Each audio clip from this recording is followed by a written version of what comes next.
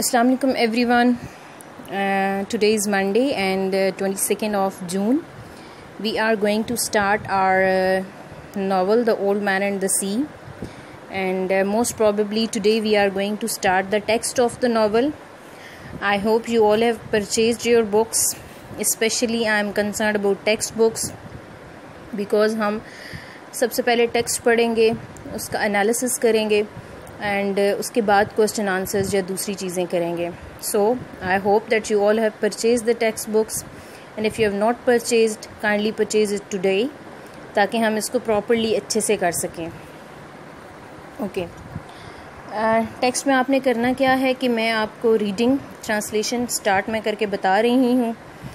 आपने इसको अंडरस्टैंड करना है और इसके जो मेन पॉइंट्स हैं, मैंने कुछ चीज़ें अंडरलाइन भी की हुई हैं.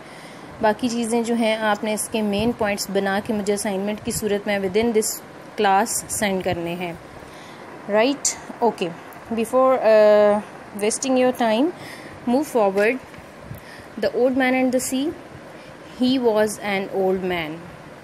यहाँ पे हमारा फर्स्ट कैरेक्टर जो है वो इंट्रोड्यूस होता है और वो मेल कैरेक्टर है और वो ओल्ड मैन है, बूढ़ा आदमी है. अब वो करता क्या है? वो fished alone in a skiff in the Gulf Stream, जो कि तन्हा खलीज की रूह से मछलियाँ पकड़ता था. गल्फ स्ट्रीम मतलब कि खलीज की रूह से, बहाव से, नदी से. And he had gone 84 days now without taking a fish. और अब जो है, जो इस स्टोरी का मोस्ट इम्पॉर्टेंट बात जो है वो बता दी गई है कि उसे 84 days हो गए हैं, 84 दिन हो गए हैं बग़ैर मछली के या बग़ैर कोई काम मिले, बग़ैर अर्निंग हुए, बग़ैर उसने कोई फ़िश पकड़ी हो. उसे 84 दिन हो गए हैं. यहाँ हम उसकी फेलियर से कह लें या डेली की जाने की डिटर्मिनेशन से इंट्रोड्यूस हो रहे हैं. In the first 40 days a boy who had been with him. अब सेकंड कैरेक्टर इंट्रोड्यूस होता है, एक लड़का है. अब जो इन 84 days में से फर्स्ट 40 days हैं उनमें एक लड़का इसके साथ होता था. But after 40 days without a fish the boy's parents had told him that the old man was now definitely and finally salao, which is the worst form of unlucky, and the boy had gone at their orders in another boat which caught 3 good fish the first week. क्या हुआ कि 40 दिनों के बाद जब कोई मछली ना मिली तो लड़के के वालिदैन ने उन्हें कहा कि ये जो बूढ़ा आदमी है ये तो बहुत ही बदकिस्मत इंसान है. सालाव जो है लोकल फार्म में एक टर्म है एक्सक्यूज़ मी, जिसके मीनिंग है कि ये बदकिस्मती की सबसे बदतरीन हालत को कहते हैं. और लड़के ने अपने वालिदैन के कहने पे बूढ़े को छोड़ दिया और किसी और फिश के साथ चला गया जहाँ पे उसने पहले ही वीक में 3 अच्छी मछलियाँ पकड़ी. इट मीन्स कि हमारा जो ओल्ड मैन है, हमारा जो हीरो है, हमारा जो फर्स्ट कैरेक्टर है, उसकी हालत क्या है कि 84 days से without any fish and he struggling hard. एक अप्रेंटिसशिप पे लड़का उसका हेल्पर था, वो भी उसको छोड़ के जा चुका है. It made the boy sad to see the old man come in each day with his skiff empty and he always went down to help him carry either the coiled lines और the gaff and harpoon and the sail that was furled around the mast. ये जो विकैबलरी है ये related to सी है, related to phishing है. आपने इसको note down करके मेमोराइज़ कर लें या जान लें कि क्या किस तरह की है. लड़का जो है वो स्किफ कहते हैं, पर्सनल जो बोट होती है छोटी सी जिसमें फ़िशरमैन फ़िशिंग के लिए लेके जाते हैं. लड़के को बहुत दुख होता था कि रोज़ाना वो अपनी कश्ती जो है ख़ाली लेके आता है. वो उसकी मदद करने के लिए फिर भी जाता था. जो क्वाइल्ड लाइंस हैं, क्वाइल्ड लाइंस का मतलब है जो तारकोल की चारखुल की तारें होती हैं जिनसे फ़िश को पकड़ा जाता है. नेज़ा होता है, रस्सी होती है, बादबान होता है जो सतून के गिर्द लटकाया जाता है. वो सारी चीज़ें वो उसकी उठाने में हेल्प करता था. The sail was patched with flour sacks and furled. अब जो उसका बादबान था उसमें बहुत से पैचेस लगे हुए थे, बहुत सी टुकड़ियाँ लगी हुई थी, जैसे उर्दू में उसको क्या कहेंगे, पैच लगाते हैं, वो लगे हुए थे. फ्लोर सैक्स आटे की बोरियों के जो उसके गिर्द लिपटा होता था. It looked like of the flag of permanent defeat. Permanent defeat मुसलसल शिकस्त का झंडा ऐसे लगता था। इट मीन्स कि वो जैसे लोकल टर्म में हम किसी को कह देते हैं कि ये तो है ही मनहूस, इस तरह का स्टैम्प लग चुका था ओल्ड मैन के ऊपर कि that person is a failure, that is not going to succeed. The old man was thin and gaunt. अब इस पैराग्राफ में हमारा ओल्ड मैन का फिजिकल अपीयरेंस और इंट्रोडक्शन बताया जा रहा है। The old man was thin and gaunt with deep wrinkles in the back of his neck, the brown blotches of the benevolent skin cancer the sun brings from its reflection on the tropic sea were on his cheeks. The blotches ran well down the sides of his face, and the hands had the deep creased scars from handling heavy fish on the course, but none of these scars were fresh. They were as old as horizons in a fishless desert. ये हमारा बूढ़े का introduction है कि वो बहुत ही कमज़ोर पतला था और उसकी चेहरे के ऊपर कैंसर के चीचिक के दाग थे और उसके हाथों पे इतने सख्त निशान थे रस्सियों के पकड़ने की वजह से, जैसे किसी बेसहारा फ़िश के सहरा के अंदर कोई कटा हुआ वो हो। अब जो इम्पॉर्टेंट बात है वो ये है, everything about him was old except his eyes and they were the same colour as the sea and were cheerful and undefeated. इसको आपने अंडरलाइन करना है। हर चीज़ उसके बारे में बूढ़ी थी, यानी he was an old man, लेकिन उसकी जो आँखें थीं, जो आइज़ थीं, उनमें एक स्पार्क था, उनमें एक ब्राइटनेस थी, उनमें एक चमक थी। वो इतनी ही चीयरफुल और अनडिफीटेड थी जितना कि समंदर का कलर है। Santiago, the boy said to him as they climbed the bank from where the skiff was hard up, I could go with you again, we have made some money. बूढ़ा जो है और जो सेंटियागो है, इनका आपस में आपने रिलेशनशिप भी नोट डाउन करना है कि किस तरह का है। वो बूढ़ा जो है, बच्चा जो है, लड़का, वो सेंटियागो को कहता है कि सेंटियागो, जैसे ही वो चढ़ रहे थे, वापस आ रहे थे, कि मैं तुम्हारे साथ दोबारा जा सकता हूँ क्योंकि मैंने कुछ रकम हासिल कर ली है। ये जो है लव और केयर शो करता है लड़के की for the old man, because वो उसके साथ बहुत अर्ली एज से काम कर रहा है, तो ऑब्वियसली उसे दुख होता है ये देख के कि बूढ़ा जो है वो खाली हाथ ही वापस आ जाता है, उसको कुछ भी नहीं मिलता। सो इसके इम्पॉर्टेंट पॉइंट्स आप खुद बनाएंगे और नोट डाउन भी करेंगे। Move forward. The old man had taught the boy to fish and the boy loved him. This is the type of relationship. ये उनका रिलेशनशिप किस चीज़ पे बेस करता था, उनके रिलेशनशिप की ब्यूटी किस बात पे थी कि बूढ़े ने उसे सिखाया था मछलियाँ पकड़ना और लड़का उससे मोहब्बत करता था। This is like a teacher and student relationship, कि जैसे टीचर और स्टूडेंट का रिलेशनशिप होता है, फादर और सन का रिलेशनशिप होता है, मदर और डॉटर का रिलेशनशिप होता है, कि इतना स्ट्रॉन्ग था कि उसने बूढ़े से मछलियाँ पकड़ना सीखी थी और लड़का उससे मोहब्बत करता था। No, the old man said, you are with the lucky boat, stay with them. बूढ़ा जो है उसे भी आइडिया है कि जो इसके पेरेंट्स हैं वो बातें करेंगे, वो इसे वापस नहीं आने देंगे, तो वो उसे कहता है कि तुम उधर ही रहो क्योंकि तुम खुशकिस्मत कश्ती के साथ हो।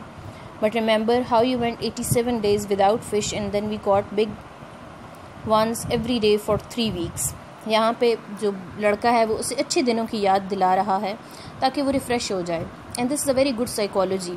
जब बंदा, कोई इंसान डिप्रेशन का शिकार हो, टेंशन का शिकार हो,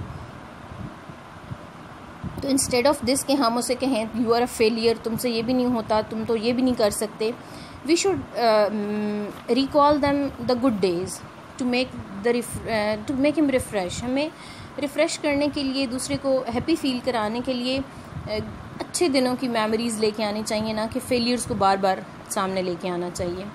I remember the old man said, I know you did not leave me because you doubted. वो कहता है मुझे याद है और मुझे ये भी पता है कि तुम मुझे इसलिए नहीं छोड़ के गए कि तुम्हें मेरी सलाहियतों पे शक था। फिर लड़का मज़ीद क्लैरिफाई कर रहा है कि इट वॉज पापा made me leave, I am a boy and I must ओबे हिम, कि ये तो मेरे पापा ने मुझे छोड़ने पे मजबूर किया है, मैं तो बच्चा हूँ अभी और मुझे उनकी जो है फरमाबरदारी या हुक्म जो है वो मानना था। I know, the old man said, it is quite normal, he hasn't much faith. वो कहता है मैं जानता हूँ, मुझे पता है कि उसका इतना ज़्यादा यकीन नहीं है। ये एक नॉर्मल सी साइकोलॉजी है कि जब आप खुद ये चीज़ आपको कैसे ज़्यादा महसूस हो सकती है in these lockdown days when people see कि हमारे स्कूल्स बंद हैं, तो उन्होंने टीचर्स की पेज रोक दी। इसी तरह जो शॉपकीपर्स हैं, उनकी अगर शॉप्स बंद हैं तो उन्होंने जो उनके हेल्पर्स थे उनको रोक दिया। इसी तरह ये एक जर्नल डायलेमा भी है और साइकोलॉजी भी है कि जब हमें कुछ सामने नज़र नहीं आ रहा होता तो हम जल्दी से साइड या करवट बदल लेते हैं। तो this is the same case with all the human beings. ये ह्यूमन साइकोलॉजी है। Okay, yes, the boy said, can I offer you a beer on the terrace and then we'll take the stuff home. अब लड़का जो है, he is continuously caring for the old man. उसे बहुत फ़िक्र है कि इसको खाना भी चाहिए है, इसको हेल्प भी चाहिए है सामान उठवाने के लिए। सो उसे वो बियर ऑफ़र करता है। It's a kind of wine, शराब। तो कि वो मैं ले आता हूँ, फिर जो है हम ये सामान जो है स्टफ़ मतलब सामान घर ले जाएंगे। Why not, the old man said, between the fisherman. क्यों नहीं, बूढ़े आदमी ने कहा। They sat on the terrace and many of the fishermen made fun of the old man and he was not angry. अब जो उसकी लोकेलिटी के फिशरमैन हैं, दूसरे मछेरे हैं, वो क्या कर रहे हैं, उसका मजाक उड़ा रहे हैं। This is a very tough time for the old man when he hasn't got any fish, when he is the old man, when he is also lost his helper, and now about the locality, which is very discouraging, which is just making fun of the old man, जो उसका मजाक उड़ा रही है। और old man की strong character building देखें। जो अर्नेस्ट हेमिंगवे है, उसके जो हीरोज़ हैं या उसकी जो कैरेक्टर बिल्डिंग है वो बहुत स्ट्रॉन्ग होती है और वो कोड हीरोज़ कहलाते हैं, क्योंकि यहाँ पे ओल्ड मैन बिल्कुल गुस्सा नहीं कर रहा है। Others of the older fisherman looked at him and were sad. और जो दूसरे थोड़े बूढ़े फिशरमैन थे, यानी जो थोड़े मैच्योर थे, उसी की तरह बूढ़े थे, वो उसकी तरफ देखते तो वो उदास हो जाते थे। But they did not show it and they spoke politely about the current and the depths they had drifted their lines at and the steady good weather and of what they had seen. अब जो बूढ़े दूसरे थे वो भी डर के मारे कि ये तो बदकिस्मत है, इससे बात नहीं करनी, वो खुद आपस में सरगोशियाँ करते थे। करंट का मतलब बहाव की बात करते थे, गहराई की बात करते थे, और किस तरह वो लाइनें जो हैं वो बन रही थी और वो बाहर लेके आते थे, और अच्छा मौसम और उन्होंने क्या क्या देखा, वो चीज़ें वो खुद आपस में आहिस्ता आहिस्ता डिस्कस करते थे। The successful fisherman of that day were already in and had butchered their marlin out and carried them laid full length across 2 planks, with 2 men staggering at the end of each plank to the fish home where they waited for the ice factory. अब जो दूसरे कामयाब fisherman थे वो already जब वो आए अपनी मार्लिन का मतलब है फ्रूट ऑफ द लेबर, बड़ी फ़िश, मछली, कमाई उनकी, जो अर्निंग उन्होंने की, जो उन्होंने मछली पकड़ी, जो वो वहाँ से लेके आए समंदर से, वो बुचर शॉप पे ले गए। बड़े बड़े तख्तों पे उन्होंने जाके अपनी मार्लिन को रखवाया, अपनी फ़िश को रखवाया, और फिर हर प्लैंक, हर तख्ते के ऊपर एक आदमी था जो स्टैगर कर रहा था। स्टैगर का मतलब होता है चीरना फाड़ना। हर मछली को चीर फाड़ के वो रख रहे थे दूसरे तख्तों पे, जहाँ पे उन्हें आइस फैक्ट्री में, जो बर्फ़ वाली फैक्ट्री होती है जहाँ पे चीज़ें फ्रीज़ करके रिज़र्व की जाती हैं, प्रिज़र्व की जाती हैं, वहाँ पे भेजी जाती हैं। तो वो ऑलरेडी वो अपना सारा काम करके उसके बाद टेरेस पे आए थे। यहाँ पे सारी सिचुएशन बताई जा रही है कि किस तरह जो फ़िशरमैन हैं वो अपनी मछलियाँ पकड़ते हैं, फिर मछलियाँ पकड़ने के बाद जो है कैसे बुचर शॉप पे जाती हैं, वहाँ पे कटिंग वगैरह होती है, और उसके बाद उनको अपनी अर्निंग का पेमेंट होती है, और फिर कैसे वो आइस फैक्ट्री में चली जाती हैं। Okay, I hope this is interesting and you are getting all these points. आपको कोई चीज़ समझ ना आए, you can ask any time, and I struck to carry them to the market in Havana. अब आगे मज़ीद बताया जा रहा है कि उन्हें आइस ट्रक में लेके जाके हवाना की मार्केट में लेके जाया जाता है। Those who had cot sharks had taken them to the shark factory on the other side of the cove. अब जो शार्क मछली है, 2 तरह की मछलियों का हमने अभी ज़िक्र पढ़ा है, एक मार्लिन जो बड़ी मछली है और एक शार्क है। जिन लोगों ने शार्क पकड़ी है वो उसे शार्क फैक्ट्री में ले जाने के लिए दूसरी तरफ ले जाते हैं, where they were hoisted on a block and tackled, their livers removed, their fins cut off and their hide skinned out and their flesh cut into stripe for saltings. अब जो शार्क मछली है उसके साथ क्या होता है कि उनका लिवर जो है, जिगर, वो रिमूव किया जाता है। फिन्स कहते हैं छोटे छोटे मछली के जो स्केल लगे हुए होते हैं, पर होते हैं, उनको कट ऑफ किया जाता है। और जो उनकी हाइड्स हैं, अंदर जो सारा मटेरियल होता है, कंटेंट होता है, उसको स्किन्ड आउट किया जाता है, छीला जाता है। फिर उसके फ्लैश को स्ट्राइप्स में काटा जाता है, यानी उन्हें ऐसे पीसेस में काट के फिर नमक लगाया जाता है। This is a way things are described. वो सारी चीज़ें डिस्क्राइब की जा रही हैं।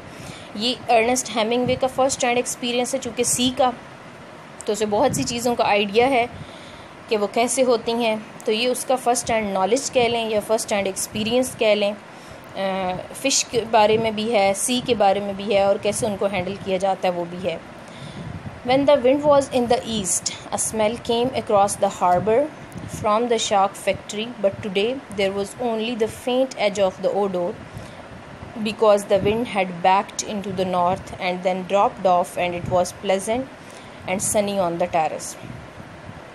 When the wind was in the east, जब मशरक़ से हवाएं चल रही थीं तो बंदरगाह की तरफ से शार्क फैक्ट्री की जानिब से कुछ स्मेल आ रही थी। But today there was only the faint edge of the odour. अब हल्की फुल्की बुदबू आ रही थी, because the wind had backed into the north and then dropped off, and it was pleasant and sunny on the terrace. आज क्या हुआ कि शुमाल की तरफ हवाएं चलने लगीं और उनका रुख मुड़ गया। सो क्या हुआ कि वेदर जो था, मौसम जो था, वो खुशगवार और थोड़ा धूप वाला था टेरेस पे। अब टेरेस कह लें, कोई होटल, कोई रेस्टोरेंट, जिस तरह लेबर जो है, काम करने वाले आते हैं तो उनके साथ कोई चाय वाला ढाबा या होटल या रेस्टोरेंट या इस तरह की जगह होती है। तो इन फ़िशरमैन के लिए टेरेस का जिक्र हम ये पढ़ेंगे कि इनके लिए ये एक होटल टाइप चीज़ है, जगह है जहाँ पे जाके बैठते हैं, डिस्कशन करते हैं, अपनी फ़िश वगैरह बेच के, बियर आके पीते हैं, खाना वगैरह खाते हैं और फिर अपने हट्स की तरफ चले जाते हैं। सेंटियागो द बॉय सेड, लड़के ने कहा, Santiago. Yes the old man said, he was holding his glass and thinking of many years ago. बूढ़ा जो है उस चूँकि he is in old age, जब इंसान बूढ़े एज में चला जाता है, ओल्ड एज में चला जाता है, तो उसकी मेमोरीज़ बहुत ज़्यादा स्ट्रॉन्ग हो जाती हैं। वो सोचों में ज़्यादा रहना पसंद करता है। मतलब पसंद क्या, उसे सोचें ज़्यादा आती हैं। आप चाय पकड़ा दें, कोई और चीज़ पकड़ा दें, he will be thinking of the past moments. जो लाइफ गुजर चुकी होती है उसके बारे में नॉस्टैल्जिया जो है, यादें जो हैं, वो बहुत ज़्यादा आती हैं। लड़का कहता है, can I go out and get sardines for you for tomorrow? क्या मैं जा सकता हूँ और आपके लिए कल के लिए सार्डन्स लेके आ सकता हूँ? सार्डन कहते हैं ऐसी छोटी मछली को जो एज अ बेट, चाल के तौर पर हुक के आगे लगाई जाती है बड़ी मछलियों को पकड़ने के लिए। ये भी सार्डन्स का लफ्ज़ भी आप बार बार पढ़ेंगे। So clarify its meaning. No, go and play baseball. I can still row and Rogelio will throw the net. वो उसे कहता है कि तुम जाओ बेसबॉल खेलो, रोगेलियो मेरे लिए नेट फेंक देगा। I would like to go. If I cannot fish with you, I would like to serve you in some way. This is the love and care of the little boy. छोटे लड़की का relationship या मोहब्बत या care जो है वो old man के लिए स्टिल दैट इज़ देयर, कि मैं अगर तुम्हारे साथ फ़िश नहीं कर सकता तो क्या हुआ, मैं तुम्हें किसी और तरीके से सर्व करने की, तुम्हारी खिदमत करने की कोशिश करता हूँ। You brought me a beer, you bought me a beer, the old man said, you are already a man. तुमने मुझे बियर ला के दी है, तुम पहले से ही बहुत अच्छे इंसान हो। That was all. हमने आज मोस्ट प्रॉबेबली 3 पेजेस जो है वो रीडिंग और ट्रांसलेशन प्लस अंडरस्टैंडिंग करनी है या की है, और अब आपने करनी है। इसमें आपके करने के जो काम हैं वो ये हैं कि आप इसको लिसन करें, मतलब सुने, अंडरस्टैंड करें। वर्ड्स मीनिंग लिखना चाहते हैं तो लिख लें। इसके जो मेन पॉइंट्स हैं, यानी इस पैराग्राफ में क्या बात हुई है, लाइक फर्स्ट पैराग्राफ में हमारे पास बात हुई है ओल्ड मैन के बारे में, जहाँ पे उसके काम के बारे में हमें पता चला है। And we have come to know that he has been a continuous failure for 84 days. Boy was working with him, जिसने अब उसे छोड़ दिया है। देन हमने उसके फ़िज़िकल अपीयरेंस की बात की है, वो आपने थोड़ी नोट डाउन करने हैं पॉइंट्स।